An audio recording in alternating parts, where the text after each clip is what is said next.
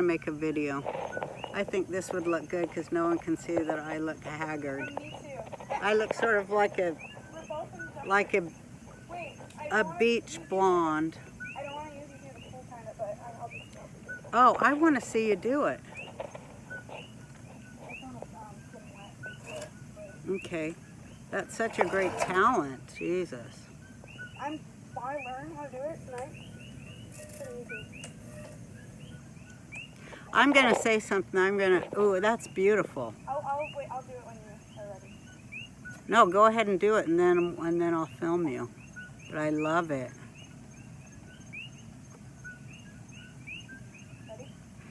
Yeah, I'm gonna try to get it on here. Wow, it's beautiful.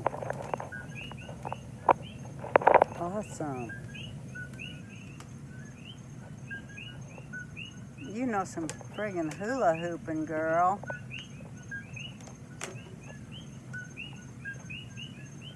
We should have like a contest of hula hooping on the island. I bet the kids would like Oh, it. that'd be super fun.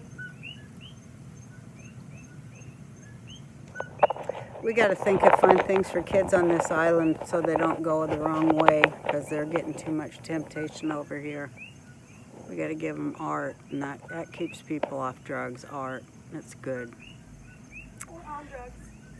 Or, yeah, well, I don't count pot as a drug.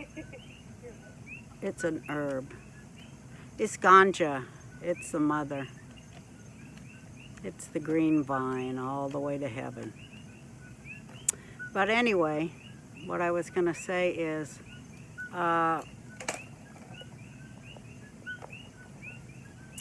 maybe a lot of people have a different way of saying things, but I have a peculiar way of saying things, which is my indigenous instinctual DNA memory, which was kept alive all through my life, which is an amazing thing for an American Jew. But I've studied Torah all my life since I was 3. My favorite thing was to study Torah, and I always hung out with rabbis and stuff.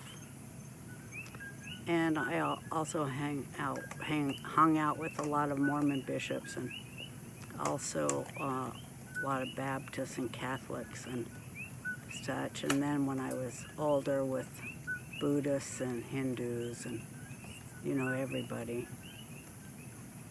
Muslims, everybody. But because I liked reading their books, their cultural books, because it all led me back to source. And so anyway, it's a long preface, but you know, I guess I'm going to start giving my rendition of Torah, because every Jew is commanded to do that before they die, and every scholar. So I'm going to just start saying what I think is Torah says. So, well, what I figured out, and I studied not just Judaism, but Jewish history and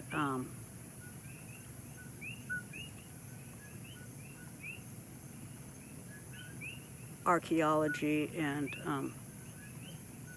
those kind of things,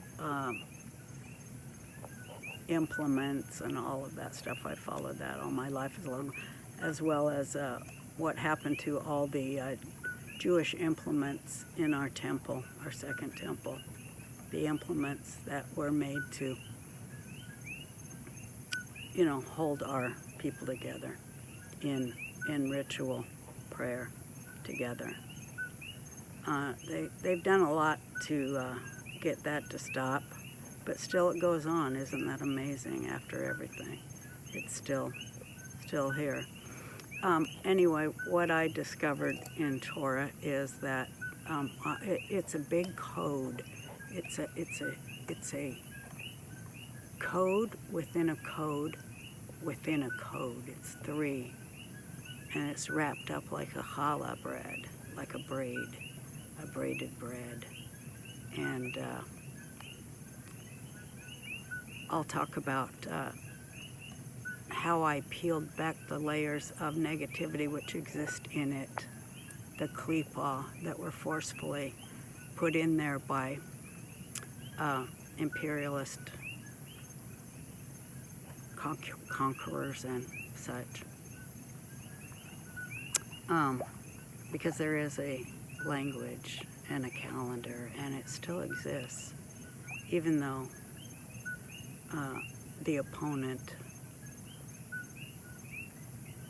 has done everything he could to stop us. Here we are. Isn't that amazing? And it's because of Torah that we are here. So I want people to know what Torah says, and we'll begin studying it on Thursday night. And we will, I'll give a talk on Thursday night about what happens on Thursday night. Then I'll talk to you about what happens on Friday night and the channel you're opening in that 24 hours and how to open it widely to receive inspiration, joy, and love for all life. Because that's just the most wonderful feeling and the most healing feeling. It's a wonderful, wonderful feeling. So I think people should know what that feels like. And, you know, it doesn't matter what background or religion you come from. This is for everyone. And we saved it for you. And now we can tell those tribal stories that need to be heard in this century.